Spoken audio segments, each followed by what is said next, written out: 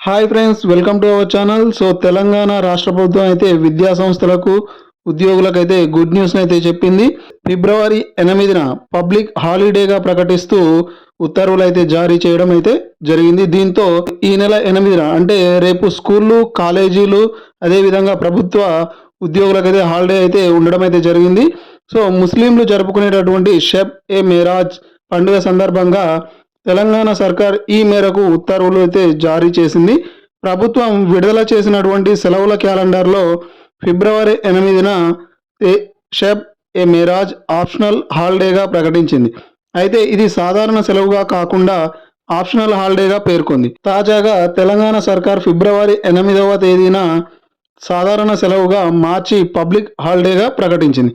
కాగా షబ్ ఏ మేరాజ్ ముస్లింల పవిత్రమైన రోజుగా భావిస్తారు. ఆ రోజున ముస్లిం సోదరులందరూ దీపాలతో అందంగా అలంకరిస్తారు. రాత్రంతా జాగారం చేసి ప్రార్థనలు చేస్తారు. ఈరోజు ఇస్రా మేరాజ్ల కథను మసీదుల్లో చెబుతుంటారు. ముస్లింలు ఎంతో ప్రాముఖ్యత ఇచ్చేటటువంటి ఈ పండుగ రోజును ప్రభుత్వం సెలవు ప్రకటించడంతో హర్షం వ్యక్తం చేస్తున్నారు. ఇక ఫిబ్రవరి 8న సాధారణ సెలవు దినంగా ప్రకటన విడుదల కావడంతో ఆ రోజున ప్రభుత్వ కార్యాలయాలు, విద్యా సంస్థలు మూతపడనున్నాయి. ఇకపోతే ఫిబ్రవరి 8వ తేదీ తర్వాత ఈ నెలలో సాధారణ సెలవులేమీ లేవు. వచ్చే నెల మార్చి నెలలోనే సాధారణ సెలవులు అయితే ఉండడం అయితే జరిగింది.